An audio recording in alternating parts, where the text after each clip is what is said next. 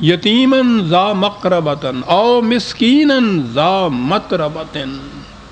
کل تک یہ کاروبار اس کا چل رہا تھا، حرکت تھی، کوئی حادثہ ایسا ہو گیا ہے، حرکت بند ہو گئی بیچارے کی، ساکن ہو گیا ہے، جمود ہو گیا ہے، رک گیا ہے. اور اس رکنے کے بعد کیفیت یہ ہے کہ صبح سے شام تک مٹی میں لتھڑا رہتا ہے، پھر بھی ضرورت کے مطابق کما نہیں سکتا. کہا ان کو نکالو ان حالات سے، دین یہ ہے.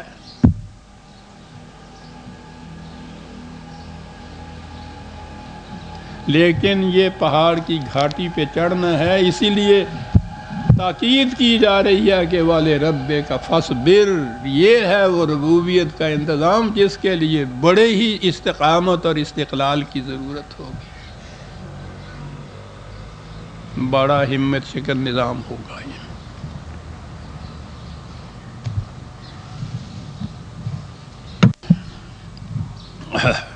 کہا یہ تیاریاں کرو، اس لیے کہ یہ جو تجوریوں والے بیٹھے ہیں سانپ بن کر اپنے اپنے خزانے پہ، آسانی سے نہیں چھوڑیں گے. یہ آخری دم تک مخالفت کریں گے، میدان جنگ تک بھی آنا ہوگا. یہ پہلا حصہ جو ہے نا اس نظام کو ختم کرنا لا الہ کا، اس میں یہ مشکلات ہوں گی. وہ آگے حصہ ہے جو اس کو قائم کرنا ہوگا. پھر فَإِذَا نُقِرَ فِي النَّاقُورِ فَذَلِكَ يَوْمَئِذٍ يَوْمٌ عَسِيرٌ عَلَى الْكَافِرِينَ غَيْرُ يَسِيرٍ. اس کے لیے تصادم بھی ہوگا، ٹکراؤ بھی ہوگا. نقور ہوتا ہے ٹھونگے مارنا، یہ چیز کچھ کرنا، چھید کرنا کسی میں. لیکن کوئی بات نہیں، ڈرو نہیں. اگر تم نے اپنی سیرت و کردار میں پاکیزگی پیدا کی، اپنی ٹانگوں میں اتنی مضبوطی پیدا کی کہ ان میں ضعف نہ آئے، لغزش نہ آئے، استقامت دکھائی، تو یہ ٹکراؤ کے دن ان مخالفین کے لیے عذاب و مشکل کے ہوں گے، تمہارے لیے نہیں. کون سے لوگ ہیں جو سامنے آ رہے ہیں عزیزان من؟ سورہ مزمل کی 11ویں 12ویں آیت میں دیکھیے، وہاں کہا تھا نا وَذَرْنِي وَالْمُكَذِّبِينَ أُولِي النَّعْمَةِ، کہ تم اپنے پروگرام کے اندر لگے رہو، ان کو چھوڑ دو، ان کو میرے حوالے کر دو.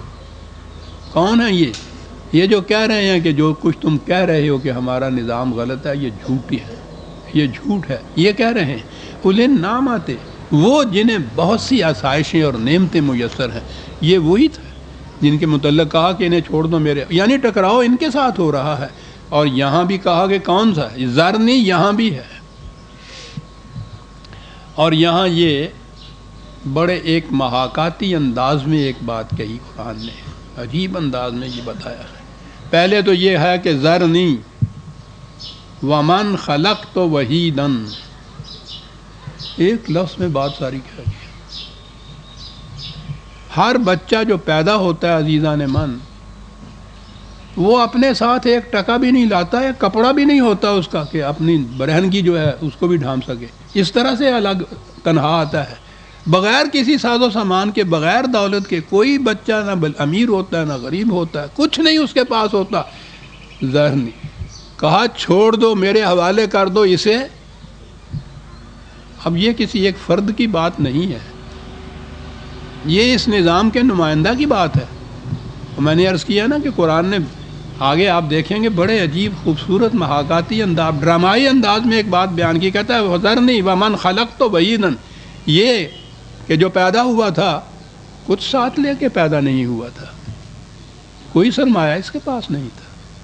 یہ اور اس کے محل کے ساتھ کاٹیج کے اندر، جھونپڑے کے اندر مزدور کا جو بچہ تھا، دونوں یکساں حیثیت سے پیدا ہوئے تھے. وہ بھی اسی طرح سے ننگا پیدا ہوا تھا، یہ بھی اسی طرح سے ننگا پیدا ہوا. خلقت وحیدا وجعلت له مالا ممدودا، پھر اس کے بعد دولت میری اکٹھا ہوا. اب دیکھیے اس دولت کے ساتھ بات کیا کرتا ہے. وبنینا شہودا، لڑکے تھے جوان بھی ساتھ تھے وہ. اب جنہوں نے روٹی کمانی ہوتی ہے وہ تو دن بھر روٹی کمانے کی فکر میں لگے ہوئے ہوتے ہیں، وہ جاتے ہیں کام کاج کرتے ہیں. یہ جو امیر زادے ہوتے ہیں، یہ شہروں میں یہ بات نظر نہیں زیادہ آتی کہ وہ پھر بھی اپنے آپ کو کہیں کئی شغل ہوتے ہیں، کلبے ہوتے ہیں، کسی قسم کے جالسے ہوتے ہیں، اس میں چلے جاتے ہیں. یہ امیر زادے جو ہیں گاؤں میں ہم دیکھتے تھے صاحب، یہ بڑے بڑے ذمہ داروں کے لڑکے ہمیشہ گھر پہ ہی رہتے تھے لٹ لیے ہوئے. کہتا کہ یہ جس کو پھر یہ کچھ ملا، اور لڑکوں ورکوں کی کیفیت یہ ہے کہ وہ گھر پہ بیٹھے رہتے ہیں، کام ہی کوئی نہیں کرتے، ڈانگاں ہاتھ لائیاں ہوئی ہیں، سارا گاؤں ان سے تھر تھر کامتا تھا. یہ جو نوابزاد یہ ذمہ داروں کے بڑے بڑے گھروں کے اندر لڑکے ہوتے تھے، زندگی گاؤں کی یہ تھی. جس کے ہاں اتنے بڑے بڑے جوان بیٹے اور وہ بیکار بیٹھے ہوئے ہیں گھر میں، کام نہیں، کوئی کاج نہیں. کام کاج یہی ہے کہ کوئی ذرا سی بات کہیں سے ہوئی اور اٹھ کے کھڑے ہو گئے. وہ بنینا شہودن، مال بھی ہے، بیٹے ہیں، ان کا جتھا بنا ہوا ہے، وہ ایسے ہیں کہ ان کو کسی کام کرنے کی ضرورت نہیں ہے. وَمَهَّدتُ لَهُ تَمْهِيدًا، اچھی خاصی آسائش کی زندگی بسر کر رہا ہے. یہاں تک قرآن نے ابھی کوئی چیز ایسی نہیں کی جو اس کے خلاف جائے. آسائش کی زندگی بسر کر رہا ہے. کیا ہے؟ ثُمَّ يَطْمَعُ أَنْ أَزِيدَ، اب اس کے بعد ہوس شروع ہوتی ہے اس کی، کہتا اور زیادہ مل جائے، اور زیادہ مل. الہاکم التکاثر حتی زرتم المقابر، وہ ایک دوسرے سے بڑھنے کی ریس جاری ہو جاتی ہے پھر، اور وہ قبر تک جاتی ہے ریس. کہتا اس کے بعد یہاں تک تو ٹھیک ہے، آسائش کی زندگی ہے، کھانے پینے کو مل رہا ہے، اپنے کو بھی مل رہا ہے، بچوں کو بھی مل رہا ہے.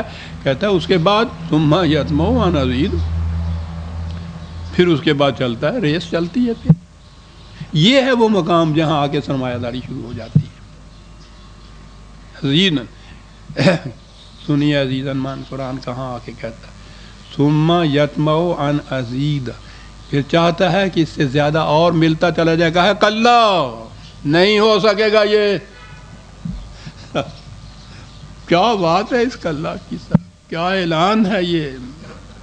وہاں تک ٹھیک ہے، کھانے پینے کو ملنا چاہیے، آسائش کی زندگی ہونی چاہیے، لیکن یہ بات کہ اب سارا مال و دولت سمٹ کے اسی کے پاس آنا چاہیے، کلا نہیں ہوگا یہ.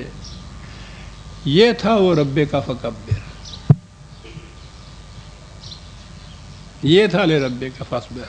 نہیں ہوگا یہ، تو خود بخود تو یہ باز آئیں گے نہیں، ان کو تو اب پھر روکا جائے گا نا. تو آپ نے دیکھا کہ یہ اتنی بڑی لڑائیاں تھیں جو اندرون ملک ہوئیں، جو یہ کیا بات تھی. میں نے کہا تھا نا کہ مکے میں تھے یہ حضرات، نبی اکرم صلی اللہ علیہ وسلم جماعت، ان کے اسلام کے مطابق اگر لیا جائے تو وہ یہ نماز روزے کا ہی کہتے ہیں نا. کوئی نماز روزہ وہ پڑھتے رہیں تو کیا ان کا قریش کا کیا جاتا تھا کہ اتنی مخالفت اس کی ہو رہی تھی. پھر یہ وہاں سے چھوڑ کے چلے آئے مدینے میں، 300 میل کا اس زمانے کا فاصلہ، کوئی واسطہ نہیں، کوئی تعلق نہیں، کچھ نہیں. وہاں سے پوری اپنے 1000 کی لشکر لے کے چڑھ کے آ گئے. کیا بات تھی وہ آپس میں ان کی، وہ یہ چیز تھی،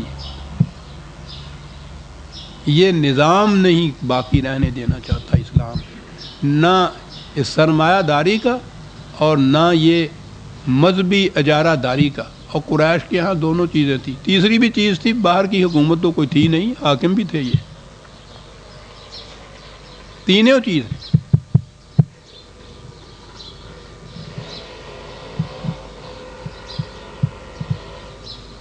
یہ تھا جس کے لیے یہ آ کے اب ٹکراؤ کی بات آ رہی ہے. کلا، یہ نہیں ہونے دیا جائے گا. وہ دور لد گیا ہے سرمایہ داری کا، یہ نہیں ہوگا. انہو کانا لآیاتنا عنیدا، یہ دیکھیے، یہ ہمارے قانون کے خلاف سرکشی برت رہا ہے. یہ کیا سرکشی تھی جو یہ برت رہا تھا؟ یہ کیا دو چیزیں تھیں جن میں ٹکراؤ ہو رہا تھا؟ یہ 2 فوجوں میں نہیں تھا، یہ 2 قوموں میں نہیں تھا، 2 نظام تھے جن میں ٹکراؤ ہو رہا تھا.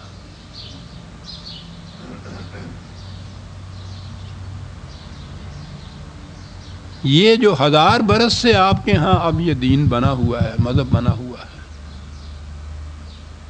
وہ جو ابلیس کی مجلس شورا میں اقبال نے ابلیس کے ہاتھوں کہلایا، جانتا ہوں میں یہ امت حامل قرآن نہیں ہے، وہی سرمایہ داری بندہ ہے مومن